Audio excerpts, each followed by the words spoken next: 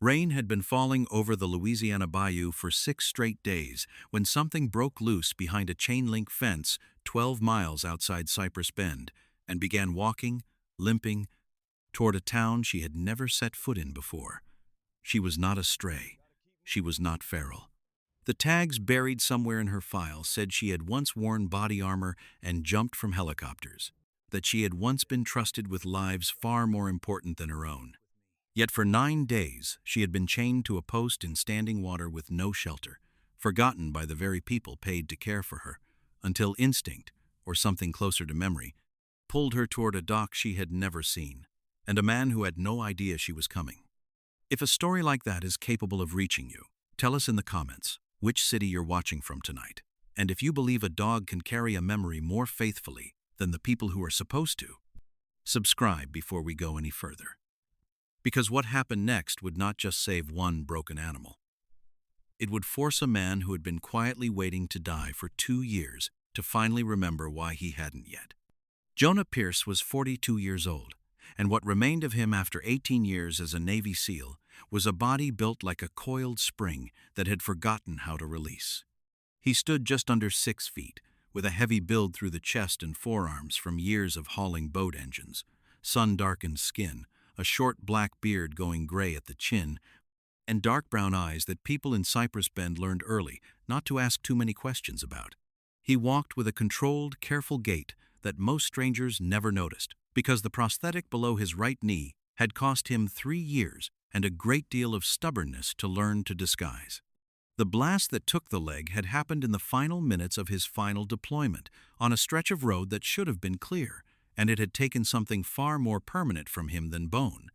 Eli Foster, his team leader, the man who had pulled him through 2 deployments and 1 divorce with nothing but black coffee and worse jokes, had thrown himself half over Jonah a half second before the explosion and never opened his eyes again. Jonah had lived. He had never once forgiven himself for the order in which that sentence had to be written. The last thing Eli ever said to him, half shouted over the ringing in both their ears in the seconds before the second device went off, was, "Get up, you're not done yet." And for 2 years Jonah had treated that sentence less like a command and more like an accusation, because some days he genuinely could not locate a single reason he qualified as not done yet.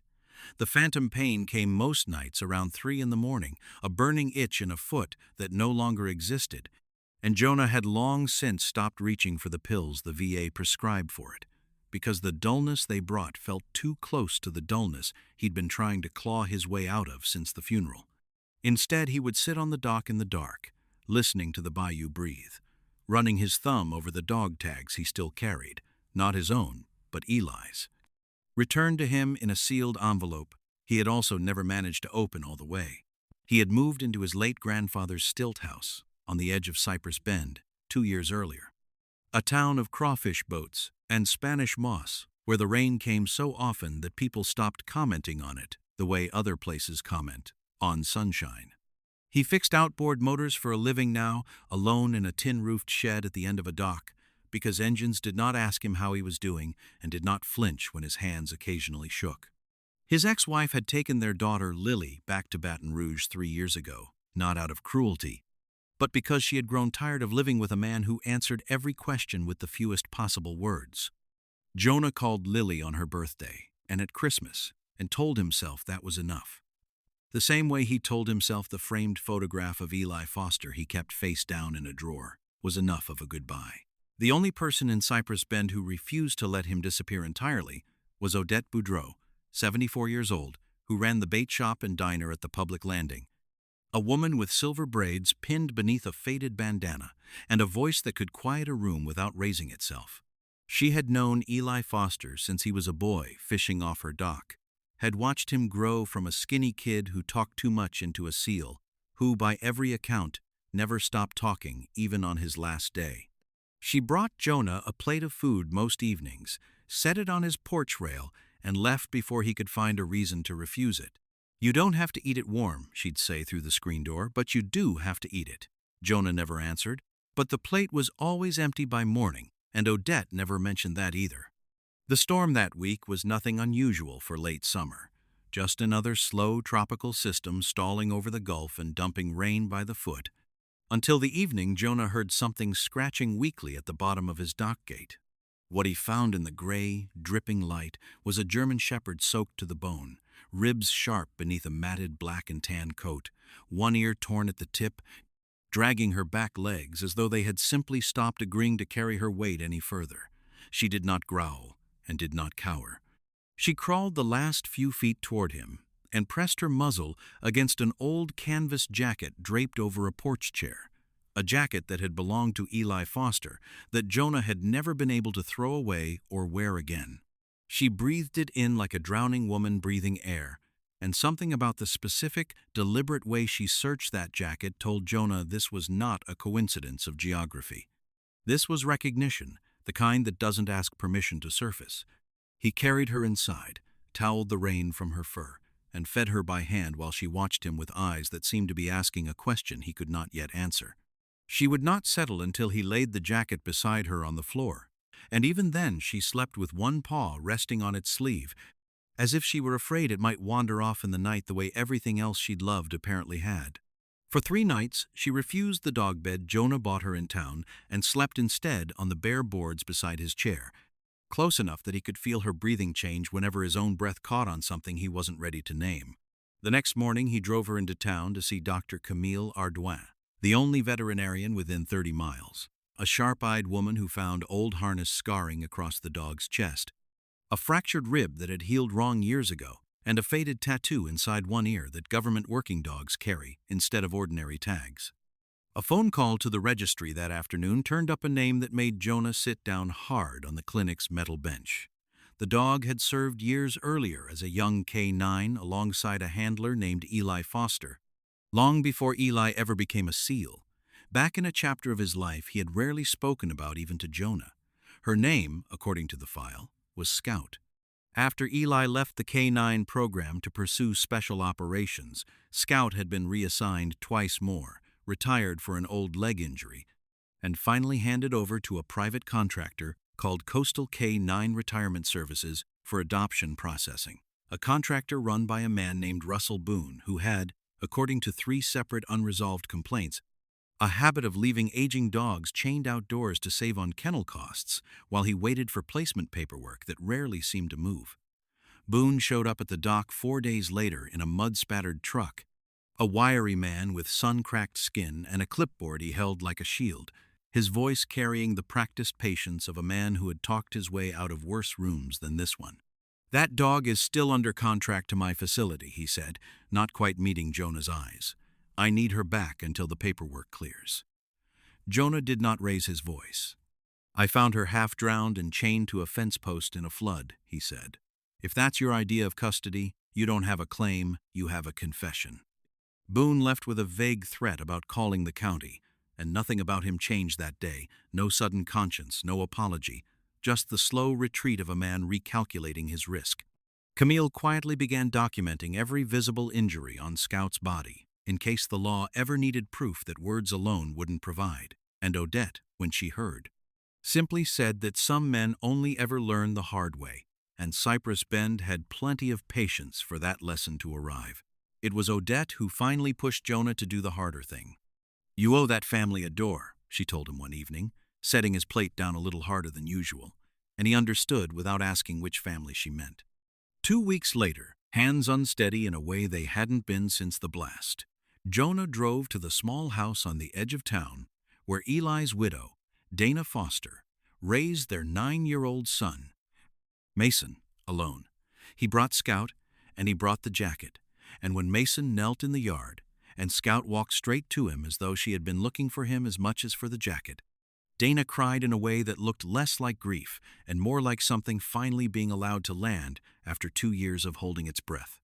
Mason had never met Scout, had barely heard stories about his father's early years as a handler, and within days the boy was racing down to the dock after school, Scout in tow, asking Jonah question after question about a man Jonah realized he had been too afraid of his own guilt to talk about out loud. Telling those stories, piece by piece, did something to the knot in Jonah's chest that 2 years of silence never had. 6 weeks later, a tropical storm that forecasters had underestimated stalled directly over the parish and dropped nearly a foot of rain in 18 hours. The bayou rose fast and wrong, climbing over its banks in places that hadn't flooded in a decade, and somewhere in the chaos of evacuation calls and failing cell towers, Mason slipped out of the house to retrieve a wooden boat his father had carved for him before deploying, left forgotten in an old fishing shack near the rising water. Dana didn't notice he was gone until the water outside her porch was already knee-deep, and by the time she called Jonah, the road to the shack had vanished beneath a brown, churning sheet that used to be a yard. Jonah's truck couldn't make it past the second flooded turn, so he went the rest of the way on foot, his prosthetic sinking into mud that fought him with every step, the old fear of failing someone he loved rising faster than the water around his knees. Scout swam ahead through the current, nose lifted, reading the drift of scent the way she had once read minefields, never once looking back to see if he was keeping up, trusting that he would. Twice Jonah lost his footing on the submerged road and went under, swallowing water that tasted like diesel and rotted leaves. And twice the old training surfaced before panic could, controlling his breath, conserving his strength, following the dog cutting steadily ahead of him through water he could no longer see the bottom of. They found the shack half collapsed, one corner already swallowed by the current, and Mason clinging to a porch post with water rising past his chest, his small wooden boat already gone, his lips already turning the pale blue of a child running out of time. Scout reached him first, clamping gently onto the back of his life vest and holding his head above the rising swell until Jonah closed the final distance and lifted the boy free. Just as the post Mason had been holding gave way and the whole structure folded into the current behind them. They got him home shaking but breathing, wrapped in every blanket Dana owned. Scout pressed against his side the entire ride to the clinic, refusing to be moved even when Camille gently tried to check his temperature around her. Mason recovered within 2 days, asking almost immediately whether Scout had gotten in trouble for getting so wet. The storm exposed far more than the flooded parish. In its aftermath, Camille's documented injury reports, Odette's testimony about Boone's history, and 3 other families who finally came forward about their own retired K-9S gave Deputy Sheriff Wade Tillman enough to open a real investigation. And within the month, Coastal K-9 Retirement Services lost its county contract for good. Russell Boone did not become a better man overnight. No single scene absolved him. The system simply, finally, did its job, slowly and without fanfare, the way justice usually does when it finally arrives. Scout's adoption was finalized jointly between the Pierce and Foster households, and most weeks now she splits her time between a dock at the end of a bayou road and a yard where a boy reads his father's letters out loud to her, exactly the way another child somewhere else once did with a different dog, who also refused to be forgotten. Jonah called his own daughter Lily that same week, not for a birthday, not for a holiday, just to talk. And for once, he didn't run out of things to say. He told her about a dog that had crossed a flood to find a jacket, and about a boy who reminded him, in small, unbearable ways, of the man who had once made every bad day survivable. And Lily, 11 years old and far too perceptive for her own good, simply said that maybe Scout had been looking for him too, not just the jacket. He didn't have an answer for that. He didn't need one. Some evenings now, when the tide is right and the work is done, Jonah sits on the dock with Scout's head resting against his good leg, the jacket folded on the chair beside them instead of buried in a drawer, and he lets himself believe, just for those few minutes, that showing up late is still showing up. They left a war dog chained in the rain and assumed no one would ever come looking.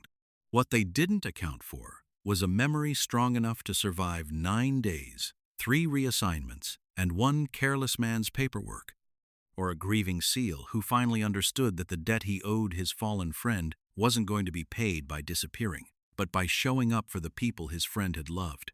If this story moved you, share it with someone who needs a reminder that loyalty outlives almost everything.